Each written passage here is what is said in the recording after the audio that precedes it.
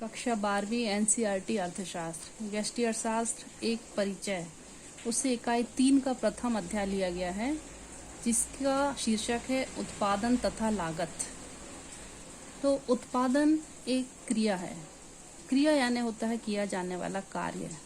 तो उत्पादन एक ऐसी क्रिया है जो एक अकेला व्यक्ति कर सकता है, 2 व्यक्ति मिलकर कर सकते हैं, एक फर्म या एक उद्योग के द्वारा ये कार्य किया जाता है। और ये उत्पादन की क्रिया जिसके द्वारा की जाती है, जो व्यक्ति के द्वारा की जाती है या फर्म के द्वारा की जाती है, वो व्यक्ति विशेष कहलाते हैं उत्पादक। तो यहाँ उत्पादन और उत्पादक में क्या अंतर समझ में आ रहा कि उत्पादक व्यक्ति विशेष होते हैं और उत्पादन एक क्रिया होती है। तो उत्पादन का कार्य करने वाले व्यक्ति या फर्म कहलाते हैं उत्पादक। तो उत्पादन की जो क्रिया होती है, जो उत्पादकों के द्वारा की जाती है, उनके द्वारा विभिन्न साधनों का प्रयोग किया जाता है। ये उत्पादन के साधन जैसे 11वीं क्लास में भी पढ़े थे, भूमि, पूंजी, श्रम, संगठन, साहस, ये 5 साधन होते हैं। तो ये वही साधन है। तो 12वीं एनसीईआरटी की पुस्तक में इन साधनों के लिए शब्द का प्रयोग किया गया है आगतों। आगतों को हम इनपुट्स भी कहते हैं, यानी जिनके द्वारा उत्पादन का कार्य किया जाता है। तो उत्पादन की क्रिया के लिए जो साधनों का प्रयोग किया जाता है उनको हम आगत भी कहते हैं। ये आगत हो सकती हैं जैसे श्रम, मशीन, भूमि, कच्चा माल। जैसे कि चित्र में दिखाया गया है, श्रमिक हैं ये पहले चित्र में, दूसरे में मशीनरी दिखाई गई है, तीसरे में भूमि दिखाई गई है और फिर कच्चा माल दिखाया गया है।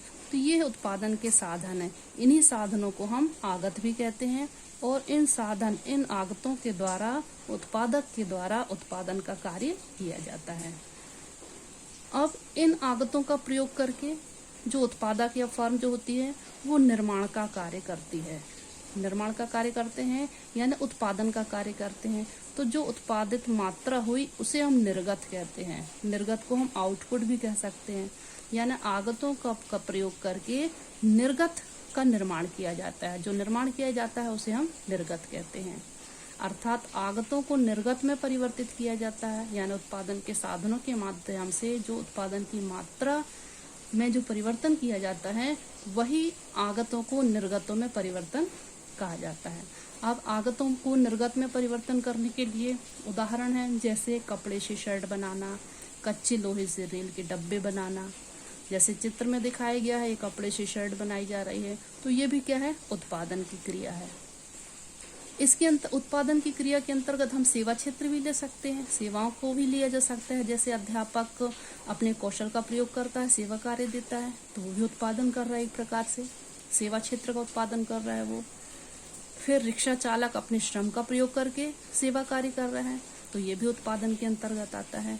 तो उत्पादन के अंतर्गत केवल भौतिक वस्तुएं ही नहीं आती, सेवा क्षेत्र भी आते हैं, जिनको कि हम उत्पादन के अंतर्गत वो क्रिया कह सकते हैं। अब आगत यानी उत्पादन के साधन, जिनको हम इनपुट भी कह सकते हैं। इन आगतों से निर्गत यानी जो उत्पादन वस्तु की मात्रा यानी आउटपुट। तो आगत से निर्गत की क्रिया के लिए व्यक्ति या फर्म जो व्यय करता है उसे हम लागत कहते हैं। यानी उत्पादन के विभिन्न साधनों को उनके कार्य के बदले जो दिया जाता है, जो ये भी आपने 11वीं क्लास में पढ़ा है, जैसे भूमिपति को लगान, श्रमिक को मजदूरी, संगठक को वेतन, पूंजीपति को ब्याज। तो उनके कार्य के बदले जो दिया जाता है, जो व्यय किया जाता है, पूंजीपति को ब्याज दिया जाता है। तो उत्पादन के साधनों का जो प्रयोग करते हैं, जो आगतों का प्रयोग करते हैं, तो उनको जो व्यय के रूप में जो दिया जाता है उसे हम कहते हैं लागत। यानी उत्पादन की मात्रा को उत्पादन करने के फलस्वरूप जो निर्माण कार्य में जो व्यय होता है उसे हम लागत कहते हैं। इसके बाद हम देखेंगे उत्पादन फलन। तो फलन जो है वो एक गणितीय शब्द है। तो उत्पादन फलन उत्पादन के साधनों तथा उत्पादन की मात्रा यानी आगतों से जो निर्गत में बनाया जा रहा है। तो उत्पादन के साधनों तथा उत्पादन की मात्रा में पाए जाने वाले तकनीकी संबंध की व्याख्या करता है उत्पादन फलन। कैसे करता है, जैसे सूत्र रूप में भी दिखाया गया है। इसका एक नाम और है आगत निर्गत फलन, यह हम उत्पादन फलन भी कहते हैं।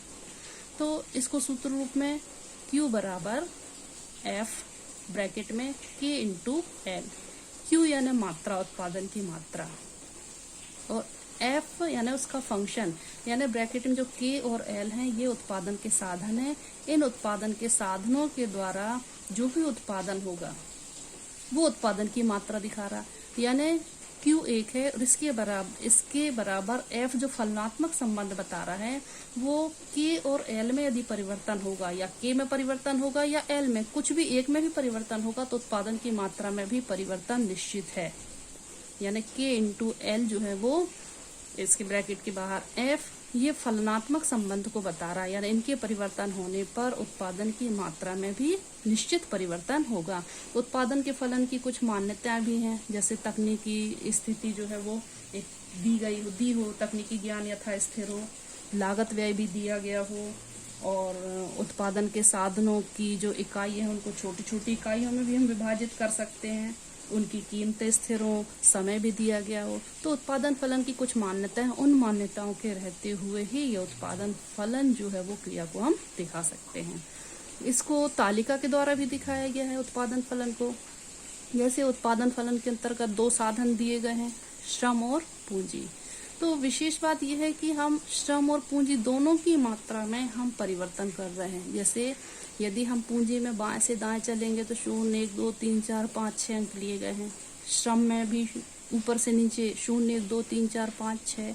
यानी यदि हम किसी भी एक साधन की 0 मात्रा ले रहे हैं और पूंजी दूसरे साधन की 0 मात्रा ले रहे हैं तो उत्पादन 0 हो रहा है।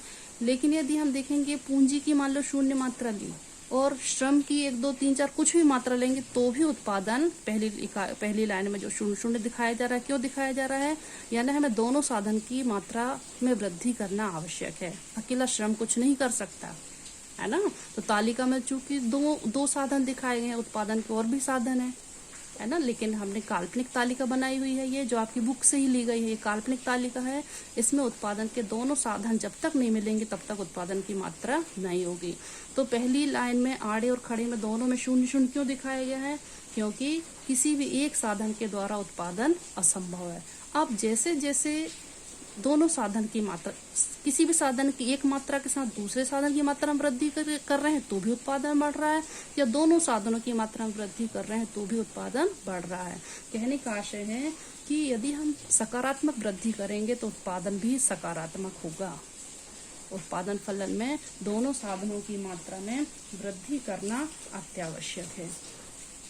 अब चूंकि एनसीईआरटी के सिलेबस के हिसाब से चूंकि इसमें रटने की प्रवृत्ति बच्चों में नहीं आएगी, समझने की प्रवृत्ति आएगी, तो इसमें हमें छोटे छोटे प्रश्न बनाकर देना है, बहुत बड़े बड़े प्रश्न नहीं देना है। इससे ज्यादा जरूरी है कि हम इसमें शब्दावली जो आ रही है उन शब्दों की परिभाषा उनको अच्छे से समझाएं तो बच्चे अपने आप बहुत अच्छे से समझ सकते हैं। धन्यवाद।